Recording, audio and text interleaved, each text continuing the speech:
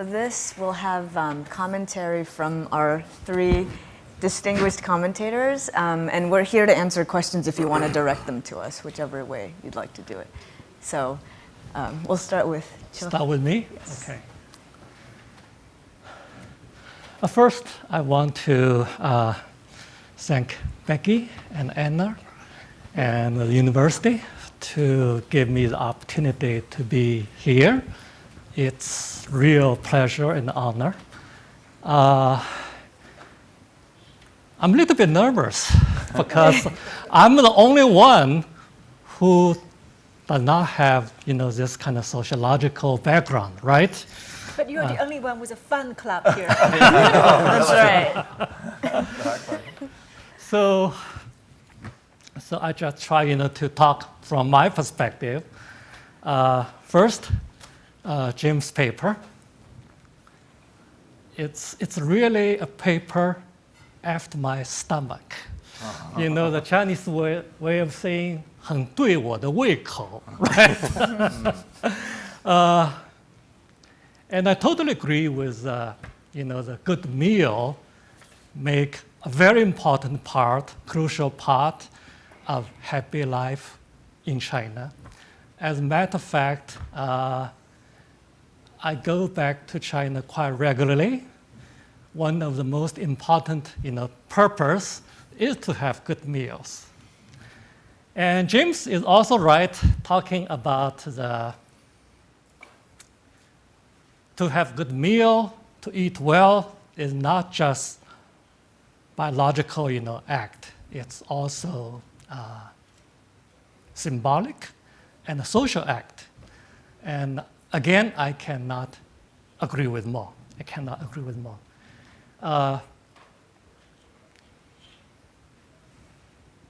I particularly agree with the point about the bad meal and the good meal, the difference.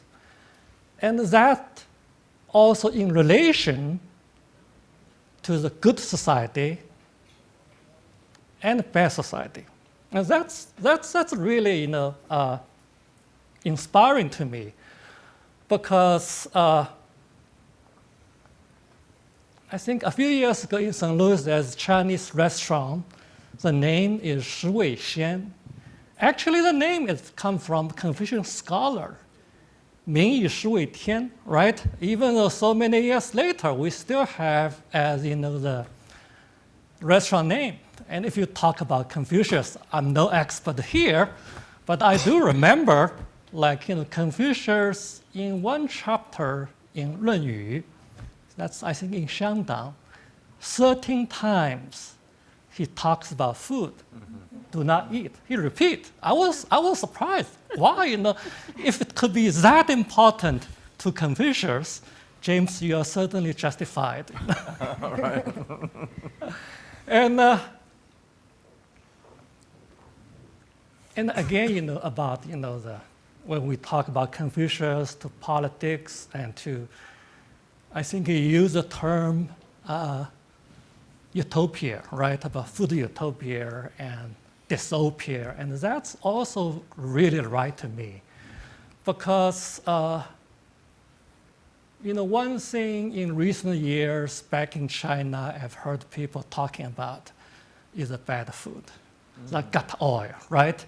And that's always in connection with the bad society, or what you have, the bottomless moral limit or something like that, 没有底线, right? It's like, cause and effect. So it's I think it's not only in ordinary life people complain about that. I think in recent Taiwan election, maybe you have read about it, one of the big issues, even for the election, was about 顶新 oil, bad oil, right? It's like people become so disillusioned with Kuomintang. It's just because the bad oil, even not gut oil. But ironically, in China, I think in your paper you mentioned too, Taiwan food is considered relatively more reliable, right? One of my favorite Shanghai snack is youtiao. And we have all kind of story. People use chemical, even use detergent making youtiao, in China. And because of that, I cannot have, the genuine street food youtiao. I have to go to a Taiwanese, right? You know that. It's called Yonghe Da Wang, right? Yeah. So the youtiao there in the fried down stick tastes not that as good. It's much more expensive. But you have no choice. You have to go there, right? You have to go there because you think it's relatively more reliable. So I don't have a real question here. Maybe just one, because you mentioned, you may go there in March in China. I may go there too. So maybe we two can do something together. Right now I think there are two tourist groups, one from Germany, one from Italy. They're doing the tourist program called Follow Inspection, to Shanghai. So eating all the restaurant inspection, my main character has tasted there. So maybe you can give me some suggestions, okay? So we can amplify our menu a little bit. Just one small question. You talked about vegetarian food. It's really good. I love that too. But one thing I remembered in Shanghai vegetarian restaurant, almost all the food name, the dish name, have something to do with the meat and fish. That's a paradox. We go in there because we don't want to eat meat, we don't want to eat fish, right? But when you look at the menu, it's all meat, fish. I don't know. You talk about a really high-end vegetarian, whether in this restaurant the menu is different. Okay, so that's about. Okay. Let me know. Okay, let me know if time is up. Okay.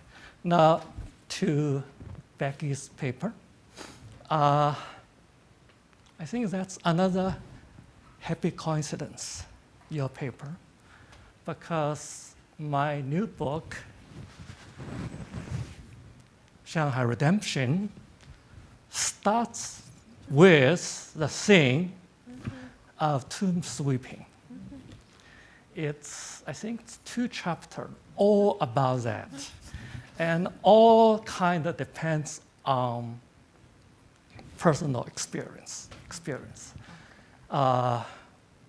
For a man of my age, I have quite many occasions to do this and to do that. And maybe not that fortunately for me, to my Chinese relatives, I'm the one back from the United States. So I have all the more reasons to go there with them. If I don't, they lose face. So I'm like Chinese American representative for the Qingming Festival. So, and it is true, people pay a lot of attention, to this kind of activities. And certainly, this kind of trip, like Becky mentioned at the very beginning of the paper, because in the Western world, death is a painful subject. People are not so easy to talk about that. But not so in China. It's definitely on my personal experience. When I go back, people will talk to you about this. Oh, we'll go to Qingming, to tomb sweeping. Oh, we'll go to the temple, 做服饰, okay? And we also go to dinner, in memory of some relative. I do that a lot. So for the Qingming Festival, as far as I remember, it is true. It's I would not say exactly happy, but certainly not unhappy. And the people have a lot of things to be pleased with. Like nowadays, if you go there, because Qingming is a national holiday nowadays, it lasts for 3 days. And again, I think it's mentioned in your paper, like, I cannot not go, right? 我不得不去. It's I don't know whether it's religious or not, because it's a social convention, the pleasure, you have to go. Even if you don't really believe that, you don't want to hurt your relative, your friends, right? Okay, I go with you. And as a result, the traffic can be really bad. Qingming, I have enough of that, but still I cannot not go, okay? And also, like they told me, nowadays, if you go there by Mercedes-Benz or BMW, that's something you can be happy, proud, right?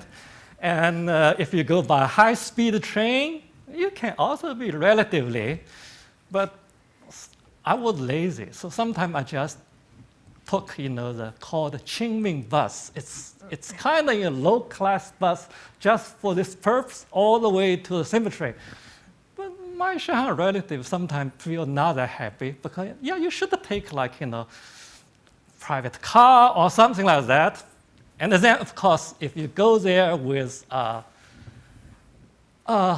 lot of offerings, some special cake from Chaojiashe, a well-known restaurant in Shanghai, that's good, right? So it's a lot. So that, lead to one question I don't have an answer. Because again, as Becky has mentioned in your paper, it's difficult to say people really believing that, right? But at the same time, it's also difficult to say people disbelieving that, right? And if you want to go a little bit further, I think you can certainly trace that to Confucius again, right? 子不语鬼怪乱神, and 不自生焉自死. It's like, and I think on one occasion, Confucius even said more explicitly. I think the translation could be something like that. If I say the dead does not know, then I'm worried, the unfilial children won't bother about the burial properly, okay? But if I say the dead does know, right? I'm worried that, the filial children would, sacrifice too much for the dead.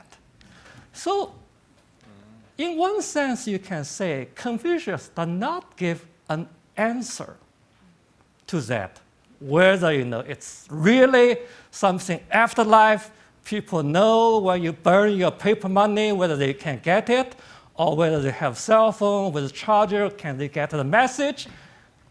He does not give an answer to that.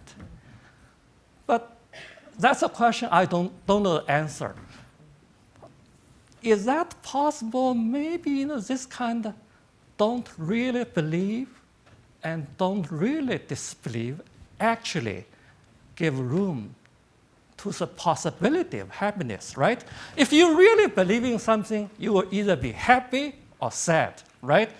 If you don't believe in something, especially don't believe in after death, it's kind of, chilly, right? But then you have some comfort psychologically. Yeah, there might be something there. So you can go, all the ritual happily. And yeah, I'm doing something for the dead. And whether I think Anna's statistics really show, the picture. A lot of people don't really say, I'm believing something, but they go to the temple service nonetheless. Same case with me, right? So that's a question I don't have answer. And finally, for Anna's paper, this is really a paper with a lot of research and the statistics. And I particularly like, you talk about in the modern day society, this kind of going for the maximum stimulus, right? And instead of just satisfaction-oriented model, And also, I agree with your idea about in contemporary China, there's sort of revival Confucianism, especially in terms of this kind of service, okay, whether it's ancestral or whether it's just like even you go to the Buddhist temple. But I think, deep down, you can say a lot of people still believe in the Confucius idea of I'm doing something for my ancestor, for the dead, even though they are going to the Buddhist temple. I think also in your picture, you show that, right? I think Chinese people can be very practical or pragmatic. The Buddhist monk can do the service in the Taoist temple, and vice versa. It does not matter, right? As long as it's service. Now,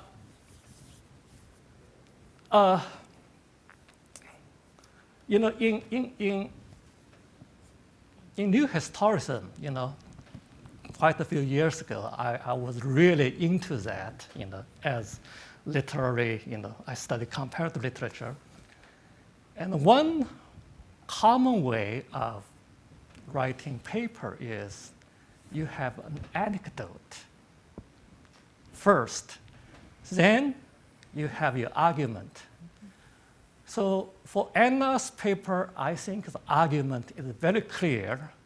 So I would rather try, to give maybe an anecdote instead, Maybe if you want, and the same with Becky's paper. If you want, you can read Shanghai Redemption, right? You can have that, as some like a footnotes to your paper if you want, okay? But back to Anna's paper.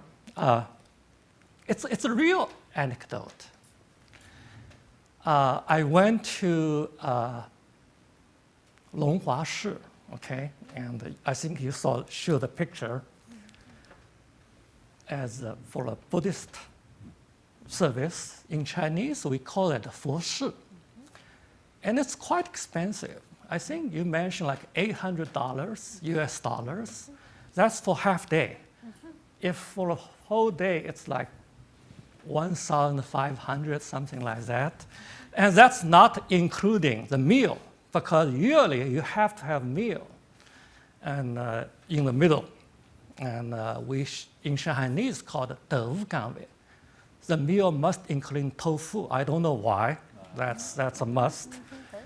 And actually, Tina went tofu gangwei with me, so you can ask her about that. So it's a real story. Our common friend, James, and we have a friend in Shanghai. And one thing was surprising to me. In addition, you pay 1,500 for the banquet, and that's a banquet, tofu banquet. You have to give red envelope to the monk. Now, I'm a quite bookish person, in a way, so I was really surprised. I said, why? We pay the fee, right? Why we still need to give a red envelope to the monk? And my sister, and then again, that's something related to the female role, in Chinese service nowadays, because my sister, even though younger sister, she play the main role. I just pay the money, but she organized everything. She said, yeah, you have to do that. I said, why? She said, do you know a Chinese proverb? 老和尚念经，有口无心. It's a proverb. It means the old monk can chant, but without his heart in it. If that's the case, then you lose your purpose. Okay, they stand there, they chant, the only thing you can catch is your name in that. Okay, the son, the daughter, right? But other than that, you don't know what they do. Okay, so you pay for that. And another thing that surprised me is, as a child, I remember when we burned the paper money, usually put that in a bag, okay, and then burn it that's very easily. Okay, finish, okay. But nowadays, they put, this kind of paper bag into box, or you can call it a trunk, and a very elaborate trunk. And one even reminded me something like Louis Vuitton's trunk. Half a years ago, Louis Vuitton, commissioned me to write a piece for their product. I said, I cannot do that, right? I don't want to write commercials. But they say, you have to do it. You can do whatever you like. So I just put this, the Louis Vuitton trunk in the religious service. But they actually like it. They say, yeah, we like it. So it's really so commercial, right? So conspicuous consumption even for the dead. So just one question for Anna is, yes, it is a revival of Confucianism in contemporary Chinese society. But on the other hand, is that something often discussed in new historical writing? Like different discourse come into it in the same time, like in negotiation. Yes, one hand Confucianism, but the other hand commercialism or whatever. So it's more like a combined picture, mixed picture. Okay, my time up. Thank you.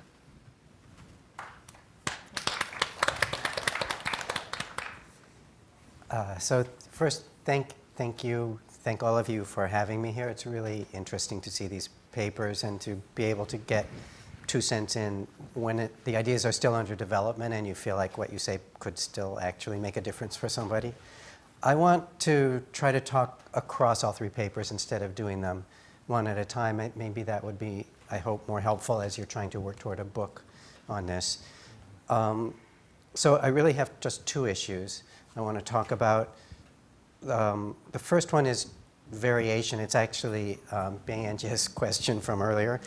And the second one is in what sense is China different from the rest of the world here? So in a sense, it's really just one big topic, which is when you say a good life in urban China, what is this China of which you speak? What is it internally and what is it externally? What exactly do you mean? So let me start with a variation thing, maybe going a little quicker than I thought because the question got asked already this morning. And Becky gave an interesting answer. She said, that's great, that's just what we're trying to do. It's in the project design.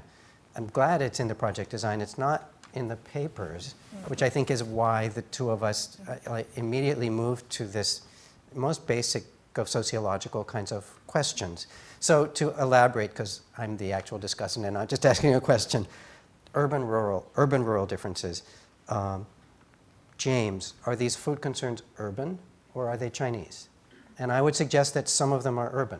For instance, a concern with organic food, with authenticity. It's just like, I haven't worked on food, but I've worked on things like nature tourism. Nature tourism is a complete urban thing, even though it takes place in the countryside.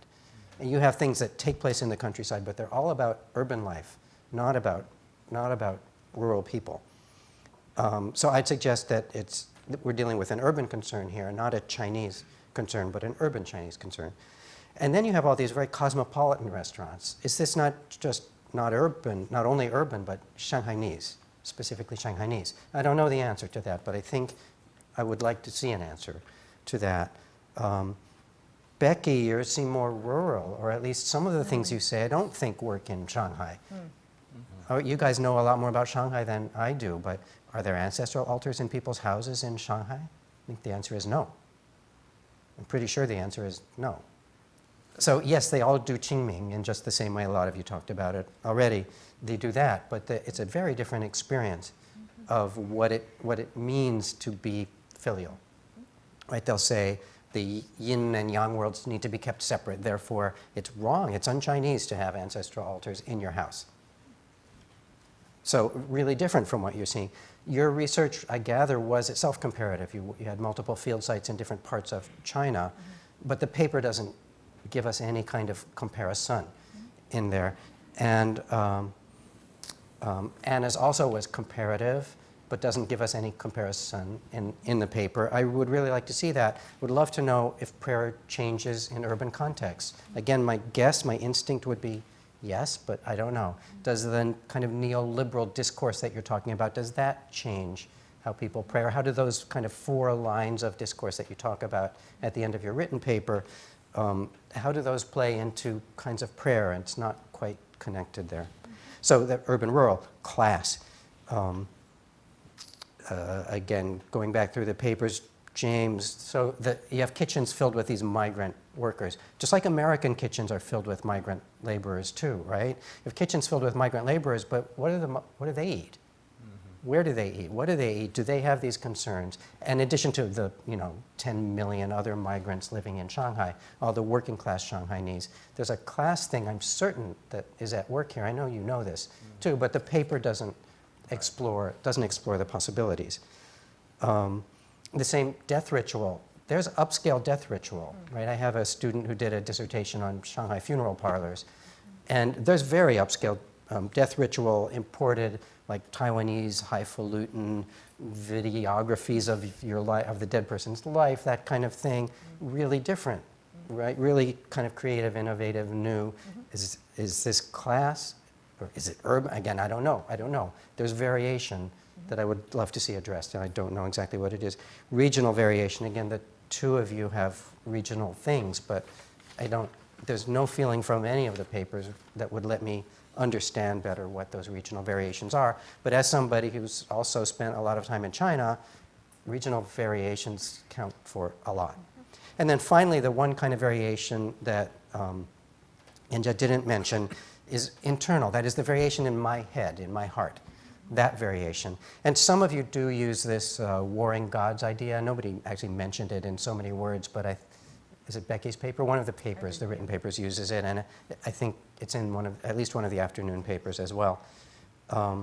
This Weberian idea, which was really to say, in modern societies where we have these different institutional frameworks for morality, but all of us are involved in complicated, interlocking, sometimes contradictory sets of institutions, and therefore also of moralities, what do? So that's in our heart. And to that effect, I would love to see more about these broader institutional bases of moral life and moral discourse, moral rhetoric in China. So just to take the very most obvious, one of James's examples, which he didn't give orally, but it's in the paper, is this kind of very nationalist, I want a Chinese cuisine, right? And then Anna's paper has this comeback of Confucian ethical values, or rather a discourse of Confucian ethical values just in the last few years. Is it a coincidence that Xi Jinping has really been pushing this? So maybe, right, maybe there are multiple causes here, but it needs to get addressed. What exactly is going on with these kinds of things? The same with the market, right? So I don't have time to go into any detail. So let me just go on to the other. I don't want to use up my time yet. Is this Chinese? Globally, how does this stuff look? Is there really a Chinese concept of the good here, or is there some broader concept of the good? In James's paper, I feel like you get very similar phenomena going on in other parts of the world. A search for authenticity in food. Not driven, I really did like the way you said, we want to understand the good, you have to understand the bad that it's interacting against or with. That's really good. And so, the concern about the quality of the food supply is probably more acute in China than here, but it's not like we don't have it and other parts of the world don't have it. But that concern with authenticity goes far beyond a concern about the healthiness of the food supply. the desire for organic foods that we certainly have here, a nostalgia for earlier or imagined earlier cuisines. Right? All of that stuff we see all over the place, the cosmopolitanism that you certainly see in Shanghai. The concerns with the migrant in the kitchen spitting in your dinner. We have that. I've worked in a kitchen, I know. Wow. So, you know, there's alternate hypothesis that I would like to see somehow addressed, even if to be dismissed, but that's we're dealing with adaptations to a market economy, right? And urbanization, right? All of this package of stuff. I would like to see it. I'm not saying that is it, but I think it needs to be addressed. Becky's making a somewhat stronger argument for uniqueness. So James isn't actually claiming anything's unique. He's just saying, here's what's happening. Becky seems to be more unique because she's setting up this funeral clothing thing in the paper, the way the written paper starts, sets up the funeral clothing thing like, you people must think this is weird, right? This is weird for Americans. And it is kind of weird for Americans, but not as weird as you think. So we don't do this funeral clothing thing. I don't think there's an equivalent, but do Americans feel good about decades before they think they're going to die, having their will in order? Having bought a burial plot, having their death nicely prepared for, isn't that a cause for happiness? It is. I'm not sure that this is that different either. Anna makes the strongest case that there's something really Chinese going on here, and it's the most like direct. She's saying so in so many words, really, with a base in, again, this is more clear in the written paper than the oral one, a base in some combination of Confucian discourse, which she did talk about, and Buddhist kind of karmic, Yuanfen, that kind of discourse, which maybe it's because I hang around Buddhists all the time in China, but you hear it all the time from them. So yes, she's making a strong case, although she complicates it, right? She also has a neoliberal discourse, right? She gives us those four, although the end of the paper just really comes down on the Chinese, because that's the answer you want, right? That's the answer you want. That's the answer we all want. Well, I think what would help would be a more thorough discussion from somebody, and Becky hinted at it in her introductory remarks, a more thorough discussion of a baseline, or really I think you have to say multiple baselines, because the Chinese tradition of discourse on goodness is very long and argumentative and complicated. I think we need to start with that, even just the terms. So some of you do this. So Becky mentioned Hao Ming, for instance, which is a much more common way of talking about life from the point of view of death than 幸福. 幸福 is really like, I had lots of children, that's 很幸福.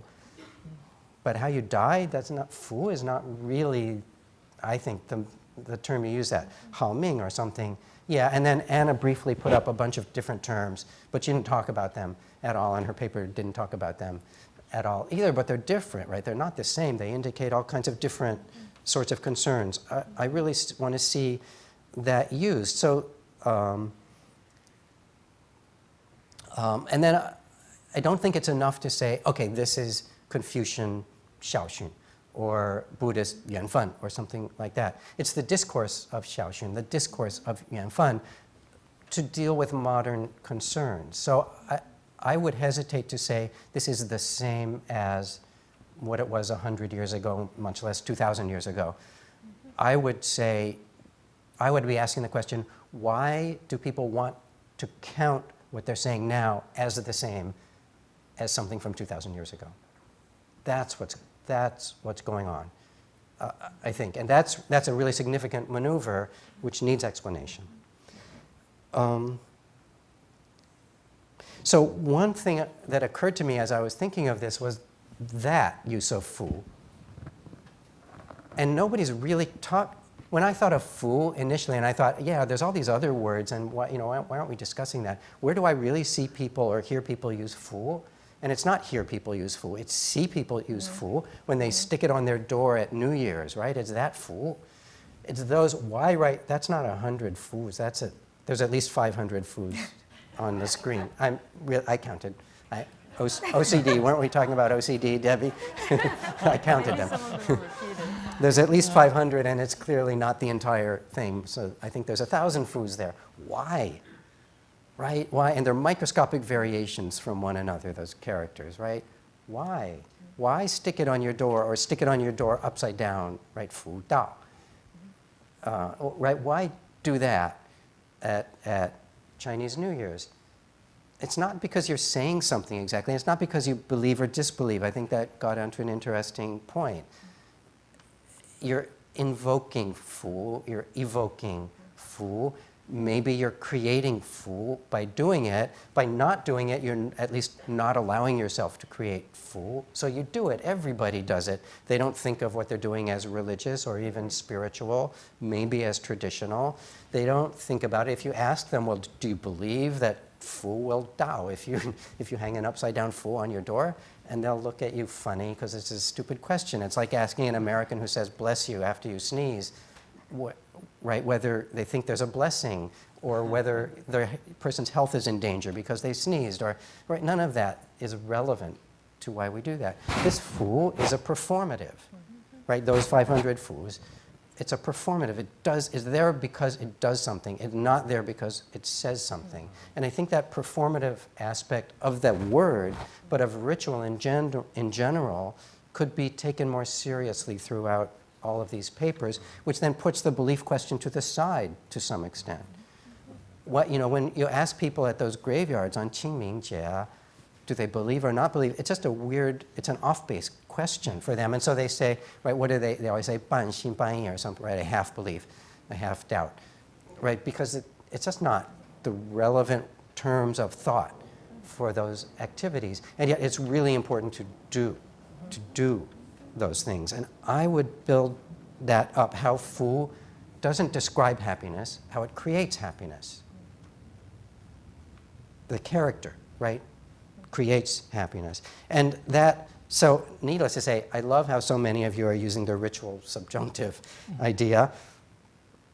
But if we're doing this comparatively, what's Chinese about this? Is there something Chinese about the ease, the comfort that people have about switching between these ritual modes, right? A place with a long, really serious ritual tradition, because we see this switching, if you want to take it a little bit more broadly, we see it all through Chinese society.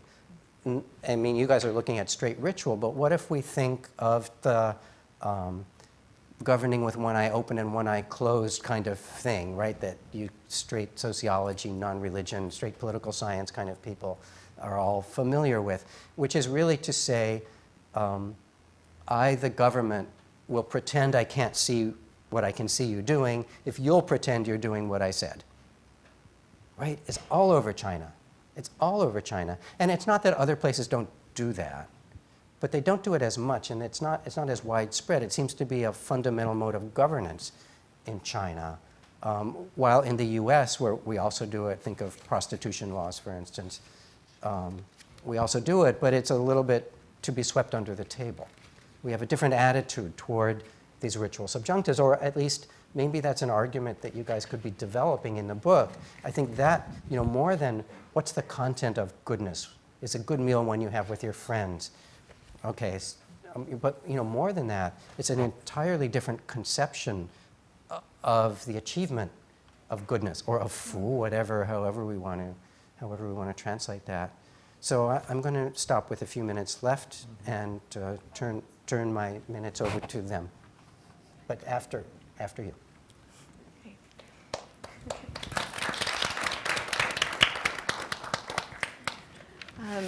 I also just want to say thank you for these really astonishing papers. I savored them as I was reading them, and I really enjoyed the presentations as well. And the previous comments have also been wonderfully enlightening.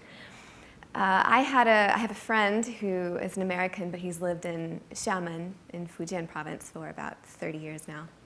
He likes to tell a joke that is, he'll say, people always ask me, is there change in China? And he says, no, there's no change. No one ever has change. The supermarket doesn't have change. The restaurant doesn't have change. Nobody has change. My first, the idea of change in China, rapid change, that's something that if you, read recent popular books about it, or hear about it in the headlines. Or even go there, you can feel it buzzing. The things that are changing. And so one thing that I saw as either very clear or as a subtext in the 3 papers was change. What is different? We're getting a snapshot of some of these, of prayer and death and food.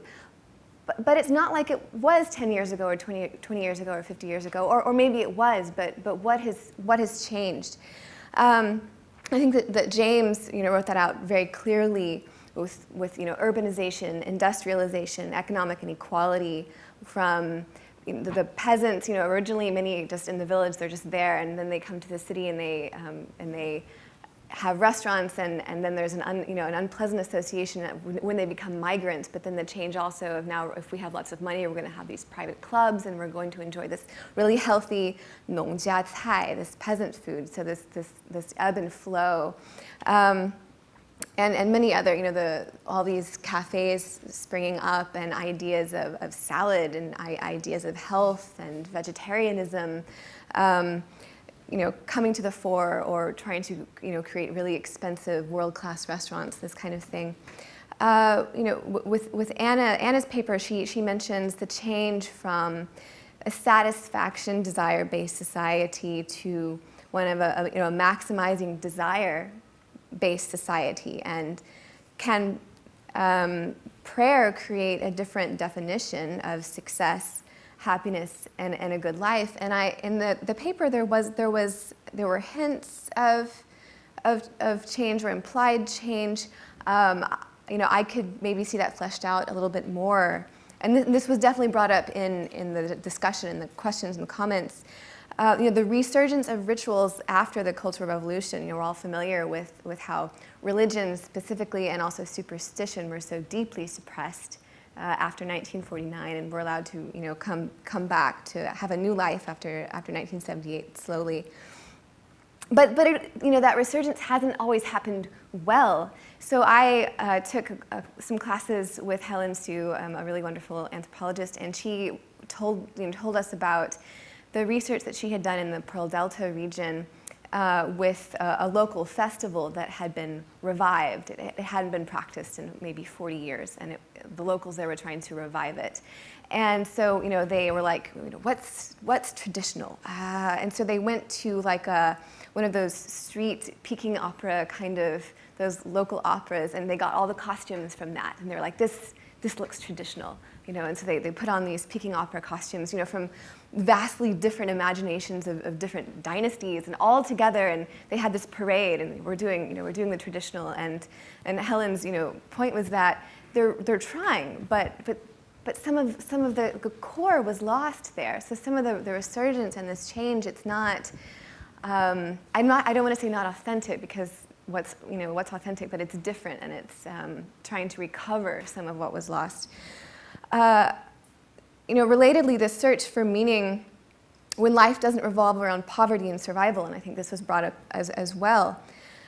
How does, either because of war, or because desperate poverty, or just an unindustrialized society, when you're so poor, you don't have as much time to think about or to feel these deeply profound cosmological questions, but now many more people have this time and the emotional and mental energy to think about them. So that's a big change.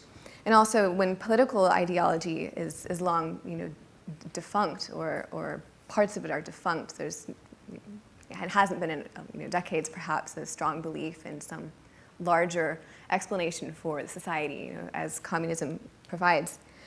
Another huge change that has not been mentioned is an explosion of an extremely private Christianity across China. There's been some research into this, and some articles written, but it's really astonishing.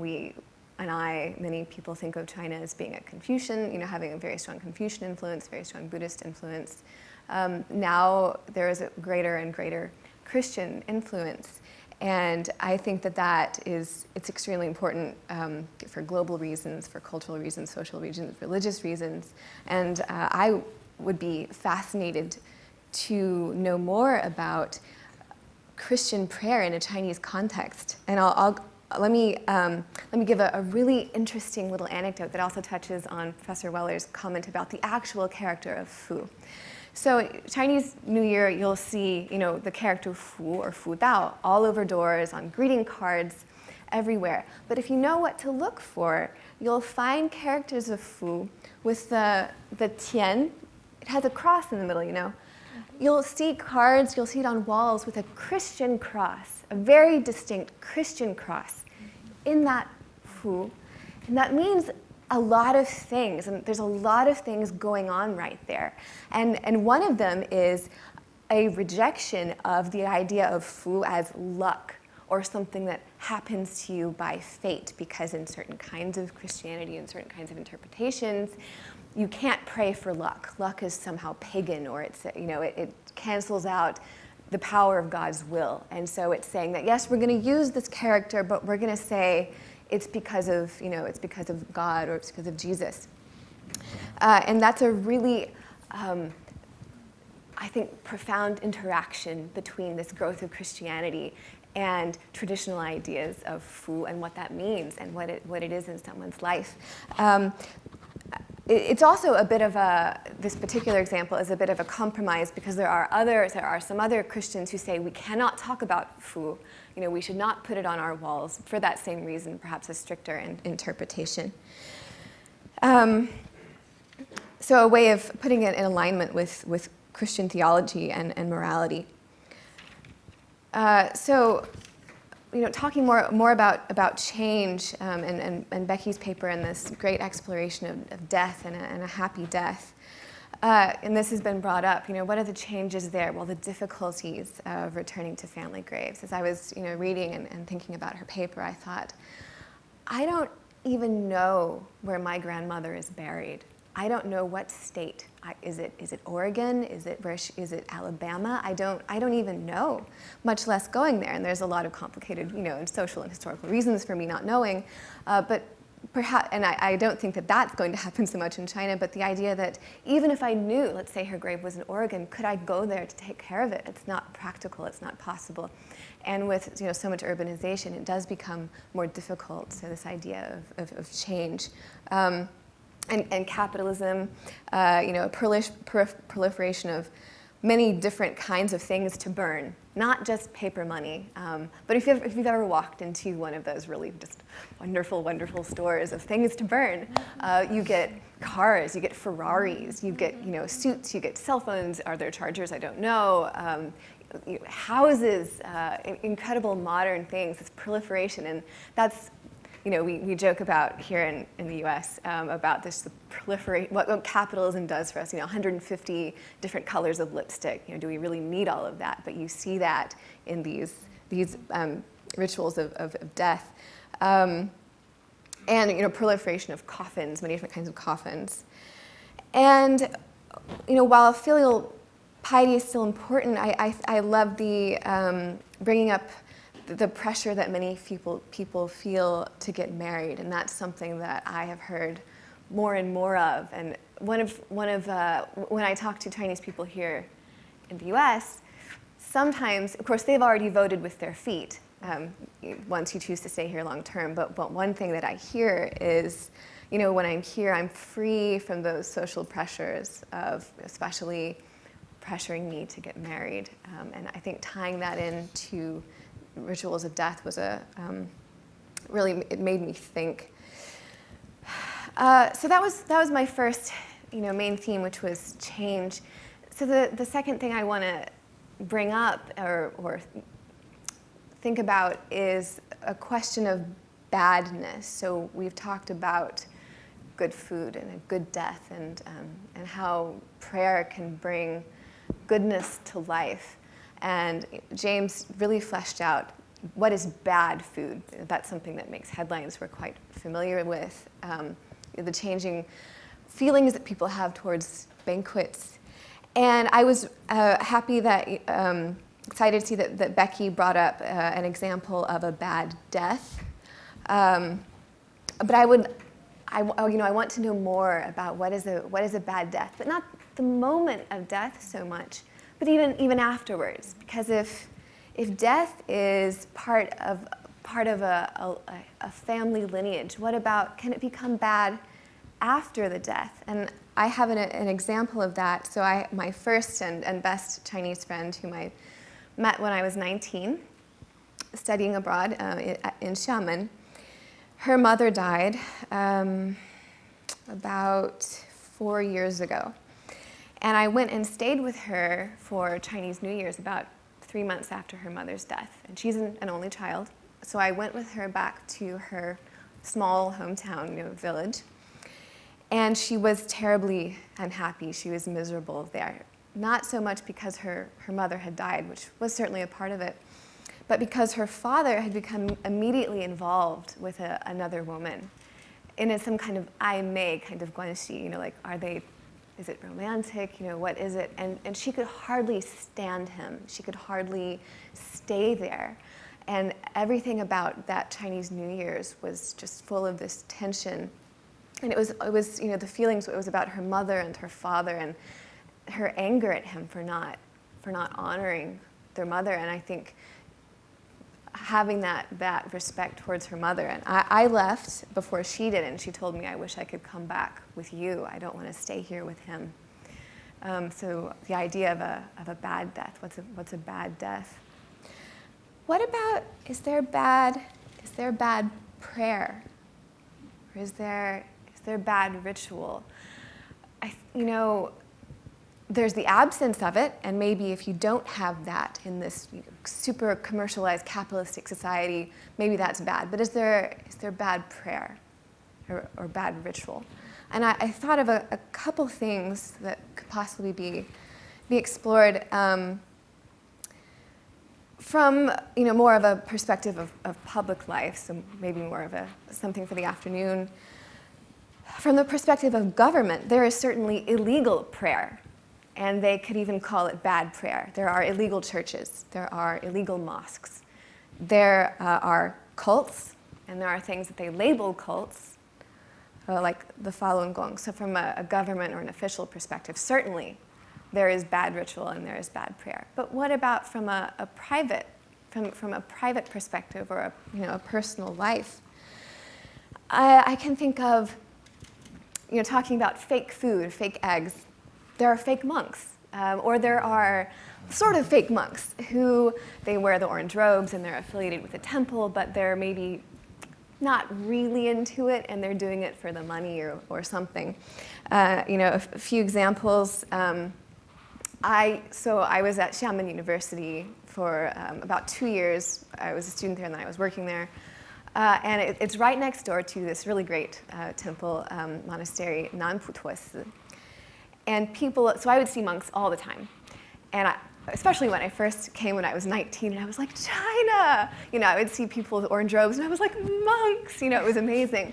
But people in that area were like, they're not real monks. And I was like, what do you mean they're not real monks? They're wearing orange, and they have their heads shaved. Like, what are you talking about? But it was the idea that there's maybe corruption here, or there's personal interest here, there's commercial interest here. Just recently, a couple of weeks ago, this is just amazing. There is an official, I think, government-supported or run website for living Buddhas. So basically, there's a living Buddha registry now. So if you're like, this guy says he's a living Buddha, but is he cheating me? You can go look it up online on this living Buddha registry. It's very convenient. Bad prayer. I was once hiking above a well-known mountain above the monastery, and this old, wrinkled man, on a cane and orange robe approached me, and he reached out his hand and he gave me this little golden. I don't know what it was exactly, but it was, some little token or something. And I was like, oh, this is amazing.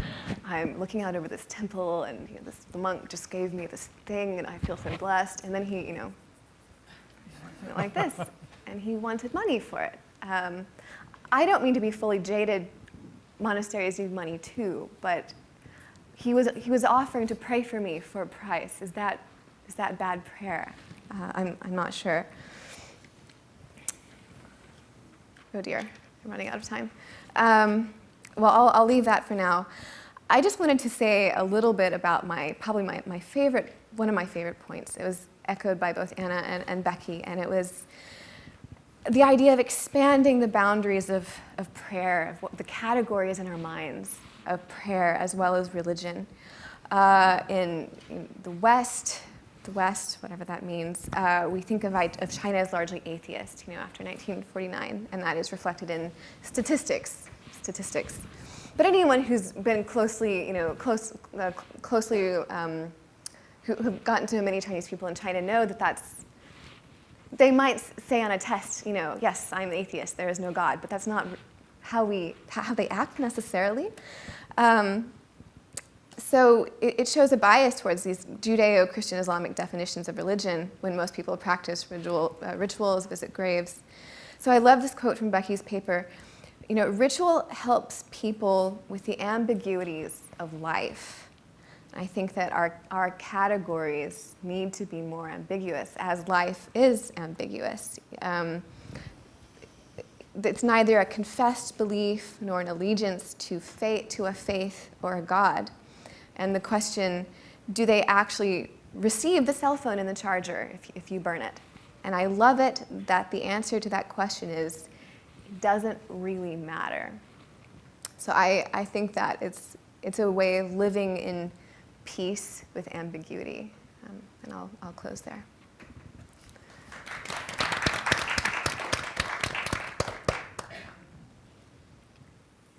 Do I have time for response? Oh, do we?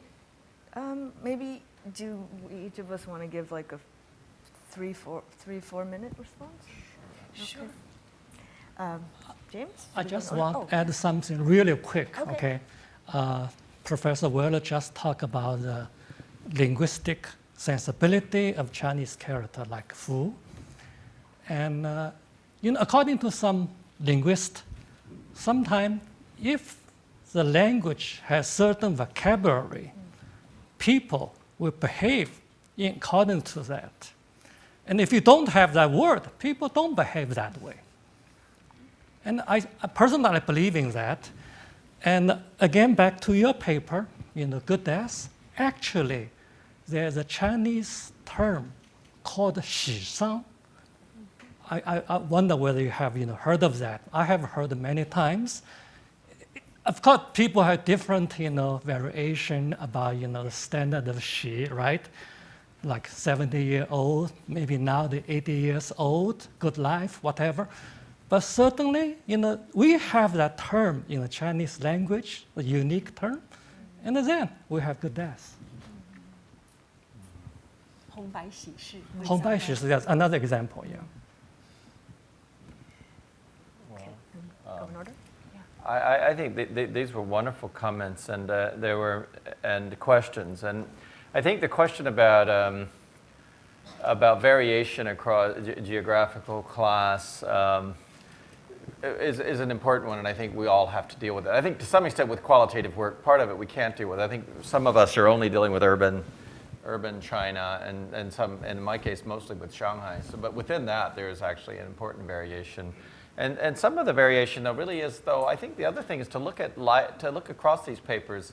One of the things is that really we're all looking at performative rituals. We're all looking at things that rituals can do. And I think of eating and the restaurant as a performance space, and people are actually and it is something that people are trying to do to create an effect, to have an effect. And yet, all the people that we're talking about engage in all of these things.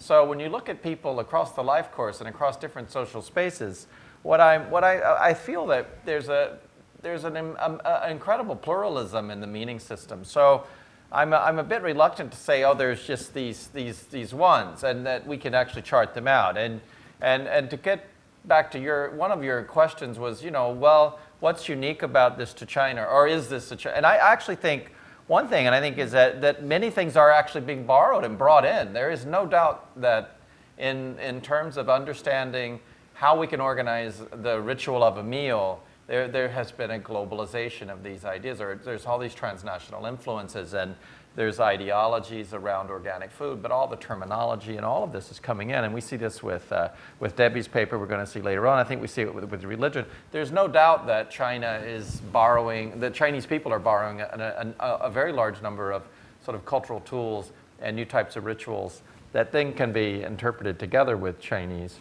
rituals. So I don't feel that we can, even if we're trying to do a kind of catalog of of what these possible rituals for creating a good life is. I don't know if it's, I feel that it's a jumble of many different things as people move across different areas of life. I'm not sure it's really going to be possible to create a sort of fixed system here. Well, I love, so it's so interesting to hear your comments because, like Xiaolong, I felt like yours were kind of these beautiful, like poetic images, and then Bethany's, yours were really super interesting stories. It just, I can just, it's kind of fun to see the different voices. So let's see, but I have to, first thing I have to do is give credit where credit's due. So the line that you liked from my piece really draws on Rob's work on ritual and ambiguity. The book is called Ritual and Its Consequences, and it basically says ritual can do this stuff, which is deal with ambiguity, which is brilliant. And I just felt like it completely explained what was going on. I mean, you know, we do the field work and it's like, okay, so we just had a chicken and then we had some apples and this is what they did. But, you know, when I came back and I was thinking about it, looking at it, reading their book, it all came together and it made so much sense. One thing they say is that, you know, there's some rituals that allow for more ambiguity. There's some forms of thinking, I suppose, or ways of thinking that allow for more or less. And they kind of say that when there's maybe an allowance for more, it's kind of helpful. And that's actually something Xiaolong said just now too. So that's the one thing. And then the second thing I just wanted to say was about the rural-urban difference. Okay, so my first research project was actually in rural Yunnan. Like it was pretty crazy rural. Like it was, you know. And so I've seen the differences, but you know, the interesting thing when I was doing the field work this time around was I felt like everybody's kind of, in the urban settings, people have all these roots to the rural settings. And then, you know, in the rural settings, people have all these relatives that go urban. So for me, it wasn't quite as, obviously there are big differences, but this cross-cutting I felt was very important, actually, to understanding what was going on all around, and then thinking about like, oh, people going back to their villages or other things like that. The other thing is also I spent a lot of time in sort of a mid-sized town, 200,000 population.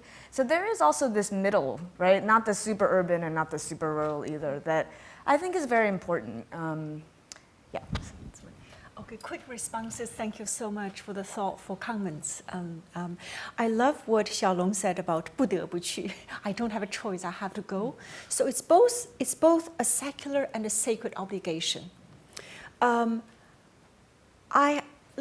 been deeply indebted to Rob's work, and I have two responses to two of your questions. So the first is a rural-urban difference and variation. What's interesting about ancestral rites, including shangfen, but also ancestral rites down in the family, even when there's no ancestral shrine, you can still do ancestral rites by, you know, presenting candles and incense and do prayers in the house, in the household. What's interesting is that those rites all have rural roots. And people say explicitly, all Shanghairen have connections outside of Shanghai. And their graves are all outside in the rural areas. So the rites have been transmitted from the rural to the urban. So, and I hear that in people's narratives. So I'm a Shanghairen, they're urban, but my grandmother is from this village, and I've learned this from her. Regional differences, absolutely. For this project, Shanghai is so enormous. It has 24 million people. It's like a small country. So I spent 3 years studying Shanghai, and I would love to spend 3 years studying rituals in Beijing. It takes another grant. But I'm already seeing differences even by just doing this additional field work. For instance, Shanghairen do ancestral rites, shangfen, and do rites at home, 烧纸钱, burn paper money, on winter solstice, which is in December. Beijing don't do it, but they do it on October 1st, 寒衣节. So they burn paper money so their ancestors can buy winter clothes. Winter comes early in the north, in the beginning of lunar calendar of October 1st. So they don't do winter solstice, they do it earlier to send paper money for ancestors to get warm clothes. So this kind of regional differences are fascinating, very, very numerous. Your difficult question is uniqueness and also historical continuity. So are the Chinese unique in their ritual life? And are ancestral rites the same as what Confucius talked about 2,000 years ago? I would say people actually don't think of it as the same, and they don't think of it as doing something ancient. The relationship to the sacred is being redefined in action constantly. So new rituals are created all the time. Small variations are created all the time. Ritual rules are banned, modified, or changed all the time. So it's a new experience, I think, today when people do jizu and talking about cell phones and so on. You know, those are all new inventions. Paper cell phones, I meant, and chargers. But I do think there is something unique about ritual life in China. At least 70% of the Chinese people conduct ancestral rites with their family once a year. In my interviews, the majority of them do it more than 2 or 3 times a year. Sometimes it's ancestral rites at home on New Year's Eve, offering wine and food to ancestral spirits. I don't believe we have that kind of ritual coherence in the States. We don't have 60 to 70% of people who go to church on each Easter and Christmas with their families. There is something very real as social action going on in China that astonishes me. Everyone does the same thing, even though there are also kind of regional and individual variations, but this is done by the majority of the Chinese people more than once or 2 or 3 times a year. And this is not just a social ritual, social custom, a traditional practice. It has something connecting people to the sacred. There's a sacred obligation involved that has nothing to do with belief, but it is a sacred obligation. What do you think? Am I allowed to speak? Oh, Yes, I please. would like, yes. I think that might underestimate at least the possibilities of change. So I don't disagree with what you just said. I have a friend who works in Singapore, mostly Chinese, not entirely, and they rarely do Qingming anymore. And the reason is there are no cemeteries. Yes. Right? So there's no place to go. Yeah. There are physical places of memorial, but there's no space in them. They won't let you burn incense in them, much less paper money or something like that. You can't do it. They don't do anything. The same time in China, in Nanjing, I have a friend who teaches anthropology, folklore, sends her students out every year at Qingming to all the cemeteries in Nanjing. She said the biggest change over the last decade is what? There's fewer cemeteries than there used to be. They're just gone. The physical space is gone.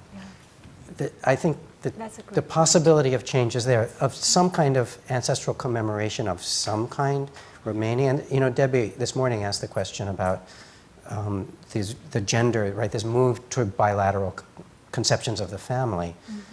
That has really major implications for just this kind of stuff. So I think all of that, I think we need to be open to the possibility of things that look like more fundamental change. Yeah, I agree with you. So thank you for that response. One quick response to Bethany. Thank you for those really interesting connections you were making. So Christian prayers. Christians have incorporated a lot of Confucian values into not just their teaching, but in their rituals. So in the Chinese Protestant hymn book, there is a song called the Song of Filial Piety, 孝亲歌. So you see this kind of a commendation, which goes back, of course, to the beginning of Christianity in China. I also see a difference in terms of correct or incorrect prayer. So for Christians, they can do certain rituals for their ancestral spirits, but they cannot do certain things. That would be a bad prayer or bad ritual. So bad ritual exists when there's a correct ritual. For Christian, they're not allowed, this of course goes back to the rights controversy, they're not allowed to burn incense or burn paper money on the graves of their deceased ancestors, but they're allowed to attend those ceremonies, and they're allowed to express a reverence through bowing. And again, this goes back to rights controversy. But that, so you can see this definition of a correct and incorrect ritual prayer, especially in the case of Christians and Muslims. Muslims are the same. Okay, well, thank you very much. And I guess we can break for lunch.